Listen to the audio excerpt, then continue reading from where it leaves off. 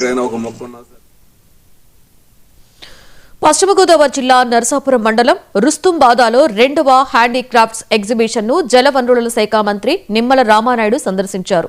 కొత్త కాలువ రోడ్డులోని ఇంటర్నేషనల్ లేస్ ట్రెండ్ సెంటర్లో నిర్వహిస్తున్న ఎగ్జిబిషన్ లో హ్యాండీక్రాఫ్ట్స్, ఫ్యాషన్ జ్యువెలరీ, గృహోపకరణాలు, హోమ్ ఫర్నిషింగ్ వస్తువులు, లేసు ఉత్పత్తులు, కలంకారీ చీరలు, హ్యాండ్ బ్యాగ్స్, రెడీమేడ్ వస్త్రాలను ప్రదర్శించారు.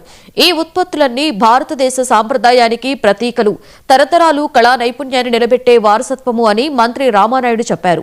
స్థానిక కళాకారులను ప్రోత్సహిస్తే స్వదేశీ సంపద పెరుగుతుందని, ఇలాంటి ప్రదర్శనలతో వినియోగదారులకు నేరుగా కళాకారులతో అనుసంధానం ఏర్పడుతోందని మంత్రి చెప్పారు. మన నరసాపురంలో 2వ హ్యాండీక్రాఫ్ట్ ఎక్స్పో కార్యక్రమంలో ప్రతి స్టాల్ని కూడా సందర్శించడం జరిగింది. మన నరసాపురం అంటే మనందరికి గుర్తుకొచ్చేది కూడా లేసు.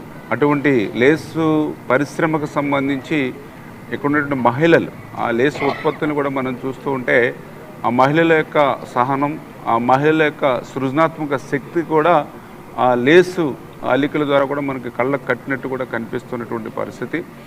ఈ రకంగా ఈ యొక్క హ్యాండీక్రాఫ్ట్స్ అని అంటే ఈవేళ మహిళలకు పర్టికులర్గా ఉపాధి అవకాశాలు కల్పించేటువంటి విధంగా కూడా భవిష్యత్తులో దీన్ని మరింత పబ్లిక్ కానీ సమాజానికి కానీ ఉపయోగపడినదిగా తీర్చిదిద్దేటువంటి క్రమంలో మన తెలుగుదేశం, జనసేన, బీజేపీ కూటమి ప్రభుత్వం కూడా కృషి చేస్తుందనే విషయాన్ని మరొక్కసారి ఈ సందర్భంగా తెలియజేసుకుంటూ మరి ఇంత చక్కని కార్యక్రమాన్ని మన గోదావరి జిల్లాల్లో మరి ఈ యొక్క నరసాపురంలో ఇక్కడ ఏర్పాటు చేయడం చాలా సంతోషం అని చెప్పి మరొక్కసారి మీ ద్వారా తెలియజేసుకుంటూ సెలవు తీసుకుంటాం. మన నరసాపురం